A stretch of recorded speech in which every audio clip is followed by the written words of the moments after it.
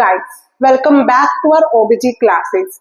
So today's topic is menstrual cycle और menstrual phases. तो आज हम क्या पढ़ने वाले हैं? आज हम पढ़ने वाले हैं menstrual cycle के बारे में, जिसको हम menstrual phases भी कहते हैं. तो पहले हम ये जान लेते हैं कि menstrual cycle क्या होती है. तो menstrual cycle क्या है? ये एक recurring process है. Recurring process का मतलब कि ये एक ऐसी process है जो बार बार होती है, मतलब हर महीने होती है, और ये यूट्रस को प्रिपेयर करती है किस चीज के लिए? प्रेगनेंसी के लिए. किसके लिए प्रिपेयर करती है? ये यूट्रस को प्रिपेयर करती है प्रेगनेंसी के लिए. मेंस्ट्रुअल साइकिल का होना जरूरी है क्योंकि ये यूट्रस को प्रिपेयर करती है प्रेगनेंसी के लिए. अब देख लेते हैं कि इस मेंस्ट्रुअल साइकिल में क्या चेंजेस होते हैं. इस मेंस्ट्रुअल साइकिल में ना हार्मोनल चेंजेस के कारण ये मेंस्ट्रुअल साइकिल होती है. किनके कारण ये होती है? हार्मोनल चेंजेस के कारण होती है. ये मेंस्ट्रुअल साइकिल कितने दिनों की होती है? ये मेंस्ट्रुअल साइकिल होती है 28 डेज की. वैसे 28 डेज की होती है, बट अगेन इसकी जो रेंज होती है वो वेरी करती है. 21 से 35 डेज की होती है. ठीक है, तो ये था basic introduction about menstrual cycle. फिर हम पढ़ते हैं कुछ टर्म्स. हमारी पहली टर्म है मेनार्की. मेनार्की क्या होता है? ये टर्म यूज होती है 11 to 12 ईयर्स ऑफ पीपल के लिए. जैसे जो गर्ल्स का मेंस्ट्रुअल साइकिल स्टार्ट होता है तो वो मेनार्की में आता है. फिर होता है मेंस्ट्रुएशन. मेंस्ट्रुएशन ये जो 12 साल से 50 साल की लड़कियां होती है उनके लिए टर्म यूज करते हैं. और एक टर्म होता है मेनोपॉज. मेनोपॉज मतलब कि अब मेंस्ट्रुअल साइकिल जो है वो रुक गया. ठीक है, तो अब ये कब होता है मेनोपॉज? 50 ईयर्स से लेके डेथ तक. वैसे 45 कंसिडर होता है, बट हम 50 मान के चलते हैं कि 50 से डेथ तक का जो टाइम पीरियड होता है उसको हम मेनोपॉज में कंसिडर करते हैं. बात करते हैं अपने टॉपिक की जो था मेंस्ट्रुअल फेजेस या मेंस्ट्रुअल साइकिल में. तो फेजेस ऑफ मेंस्ट्रुअल साइकिल, अब हम इसको याद कैसे करेंगे? इसका एक निमोनिक है which is your M-fold. M is your for menstrual phase, follicular is for F, and O is for ovulation phase, and L is for luteal phase. तो इस menstrual cycle में टोटल 4 phases होते हैं.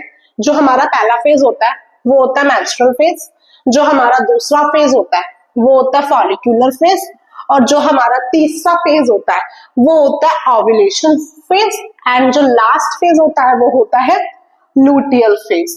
तो हमने इसको याद कैसे किया? एम फोल्ड के नाम से. M is for menstrual phase, F is for follicular phase, and O is for ovulation phase, and the last is your luteal phase. तो अब हम कह सकते हैं कि इस साइकिल के अंदर 4 फेज आते हैं.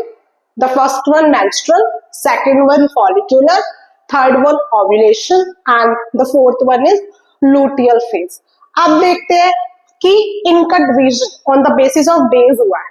तो जो हमारा फेज 1 था वो मेंस्ट्रुअल फेज होता है डे 1 से लेके 5 डेज तक. कितने डेज से? डे 1 से लेके 5 डेज तक. अब मेंस्ट्रुअल फेज बेसिकली क्या है? जो पीरियड्स आते हैं गर्ल्स को वो 1 दिन से लेके 5 दिन तक लास्ट होते हैं. देन आता है फॉलिकुलर फेज. ये फेज होता है हमारा 6 to 13 डेज का. कितने दिन का होता है? 6 से 13 दिन का फेज होता है. ये होता है follicular phase. Then is your ovulation phase. अब ओव्यूलेशन फेज क्या है? 14 डे पे आता है ओव्यूलेशन फेज. फिर आता है हमारा luteal phase which is for 15 to 28 days. तो इसी तरह से हर एक फेज को on the basis of days हमने पढ़ा. पहला फेज था मेंस्ट्रुअल फेज जो कि 1 से 5 डे तक के लिए था. सेकेंड फेज था फॉलिकुलर फेज जो कि 6 to 13 डेज तक का था.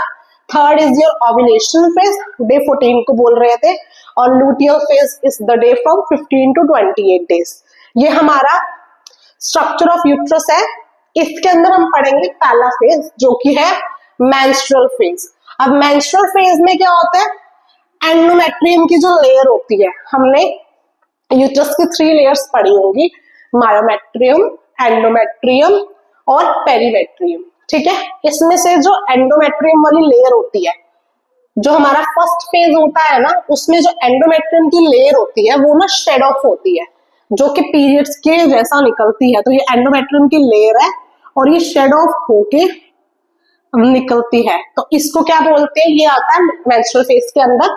अब क्वेश्चन आएगा कि एंडोमेट्रियम शेड ऑफ हो गई मैम, लेकिन क्यों हो रही है वो, है ना, दिमाग में आया होगा।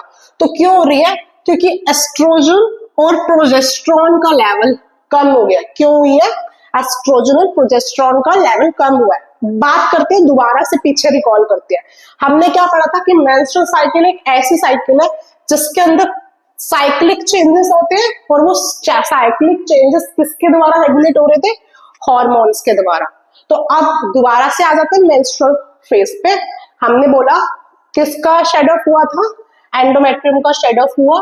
जैसे एंडोमेट्रियम का शेड ऑफ हुआ तो निकला ये सर्विक्स से बाहर निकला, ठीक है, एंडोमेट्रियम रप्चर हुई और निकल के बाहर निकल गई, तो ये मेंस्ट्रुअल फेज में आ गया।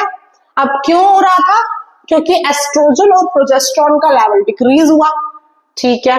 अब साथ में हमें ये ध्यान देना है कि यहाँ पर प्रोस्टाग्लैंडिन्स के सिक्रीशन भी इंक्रीज हो जाती है। यूट्राइन कॉन्ट्रैक्शन हो रही है, यूट्राइन कॉन्ट्रैक्शन से जो पीजीज का, जो प्रोस्टाग्लैंडिन्स का सिक्रीशन था वो इंक्रीज हुआ, और जैसे इंक्रीज हुआ तो जो एंडोमेट्रियम की ये लाइनिंग थी, जैसे प्रोस्टाग्लैंडिन्स हार्मोन प्रोस्टाग्लैंडिन इंक्रीज हुआ तो जो ये एंडोमेट्रियम की लाइनिंग थी ये बाहर की ओर आ गई, एक्सपेल आउट हो गई। तो ये हमारा आता है first phase which is your menstrual phase, और ये लास्ट कब तक बोलेगा, 1 से 5 डे के अंदर। इतना क्लियर हुआ। फिर आते हैं फिजिकल सिम्टम्स, हमें क्या देखने को मिलेंगे मेंस्ट्रुअल फेज में, हमें फिजिकल सिम्टम्स क्या देखने को मिलेंगे। पहला हमें देखने को मिलता है वुमेन को क्रैम्प्स होते हैं, इसमें वुमेन को क्रैम्प्स होते हैं, फटीग सा होता है और डिस्कम्फर्ट होता है। तो ये फिजिकल सिम्टम्स हमें देखने को मिलते हैं जो कि हमारे कवर किस में हो रहे हैं, मेंस्ट्रुअल फेज में। फर्स्ट फेज क्लियर है, ये एंड कब तक था, डे 1 से 5 डे तक था। अब आ जाते हैं हम अपने फॉलिकुलर फेज में। अब फॉलिकुलर फेज में क्या होता है, ये पहले तो याद रखो 6 से 13 डेज में फॉलिकुलर फेज हो रहा था। अब नेम क्या है, फॉलिक्यूलर। तो फॉलिक्यूलर से हमें समझ आ रहा है कि यहाँ पर मैच्योरेशन हो रही होगी किस चीज की, फॉलिकल्स की।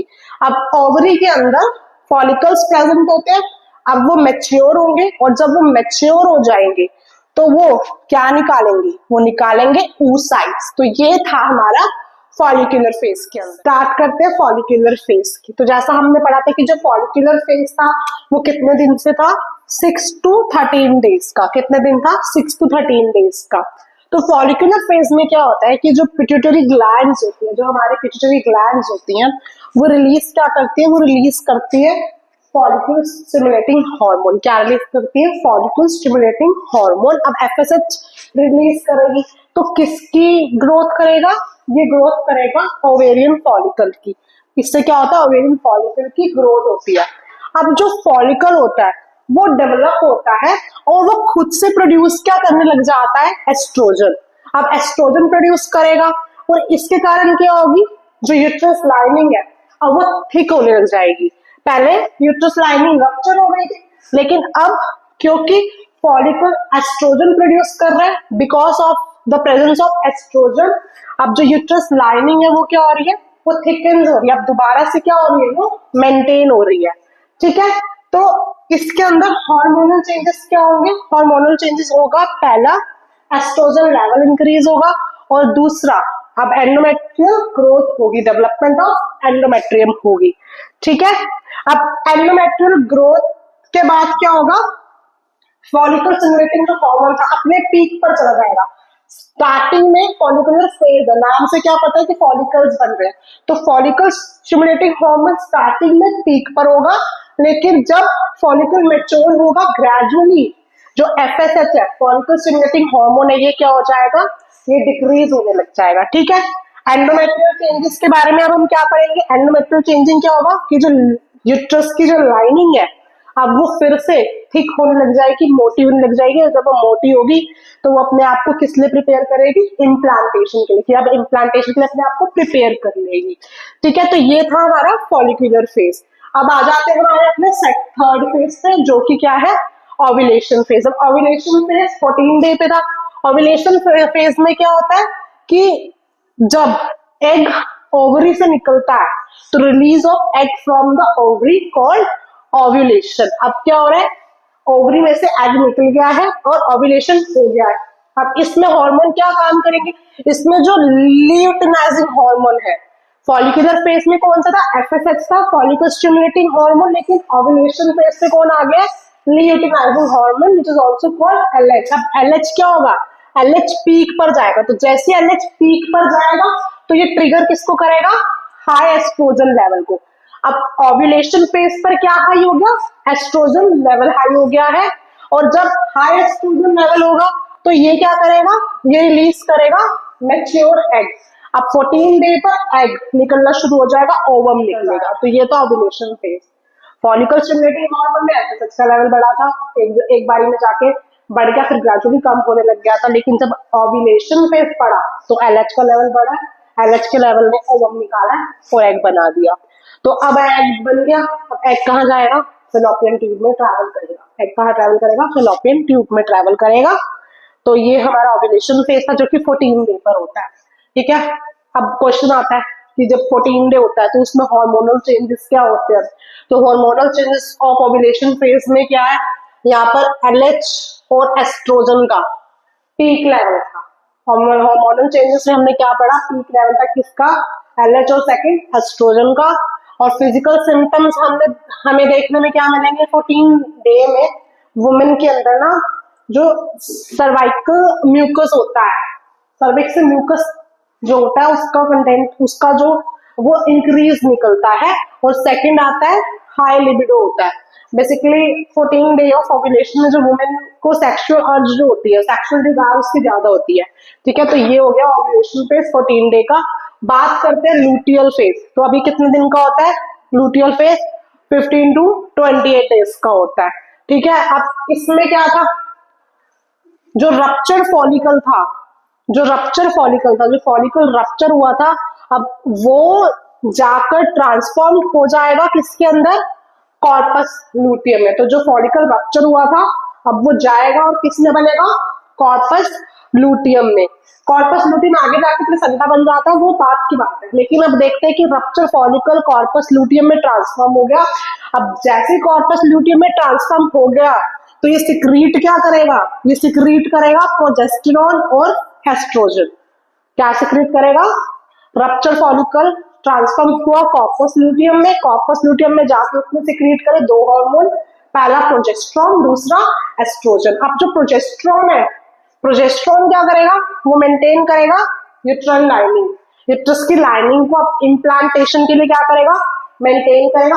अगर तो कंसीव हो जाता है, आगे प्रेगनेंसी कंटिन्यू होती है, तो उस टाइम पर काम कौन कर रहा है, प्रोजेस्टेरॉन काम कर रहा है, क्योंकि वो मेंटेन कर रहा है, इम्प्लांटेशन वगैरह कर रहा है। लेकिन नहीं हुआ, सपोज ये सब नहीं हुआ, तो अब आ जाएगा अगर फर्टिलाइजेशन डज नॉट अगर फर्टिलाइजेशन नहीं हुआ तो यहाँ जो कॉर्पस लूटियम बना था, अब ये कॉर्पस लूटियम क्या होगा, डिजेनरेट होगा, जो बना था वो डिजेनरेट हो जाएगा। जब कॉर्पस लूटियम डिजेनरेट होगा तो प्रोजेस्टेरॉन और एस्ट्रोजन का लेवल कैसा होगा, डिक्रीज होगा, क्योंकि अब प्रोजेस्टेरॉन और एस्ट्रोजन का लेवल डिक्रीज हो गया है, सारा हार्मोनल का फेल हो रहा है, क्योंकि प्रोजेस्टेरॉन एस्ट्रोजन का लेवल डिक्रीज हो गया, तो अब दोबारा से क्या कर देगा, मेंस्ट्रुअल साइकिल कर देगा, दोबारा से मेंस्ट्रुअल साइकिल स्टार्ट हो जाएगी। हार्मोनल चेंजेस की अगर इस पे बात करें तो प्रोजेस्टेरॉन इस फेज में डोमिनेट कर रहा है, नो डाउट।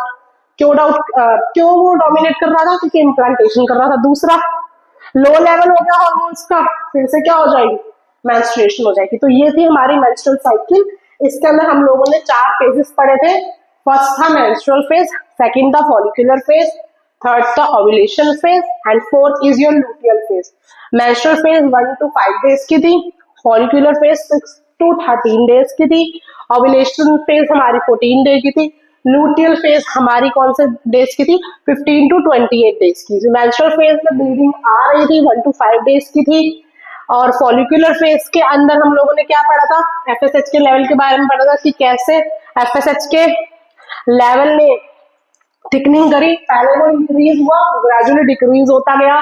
ओव्यूलेशन फेज में हमने किसके बारे में पढ़ा था, एलएच के बारे में, कि कैसे एलएच का लेवल इंक्रीज हुआ, जैसे इंक्रीज हुआ एस्ट्रोजन का लेवल उसने बढ़ा दिया, जैसे एस्ट्रोजन का लेवल बढ़ाया ओव्यूलेशन हो गया, चलो जी। फिर हम लोगों ने पढ़ा लूटियल फेज के बारे में।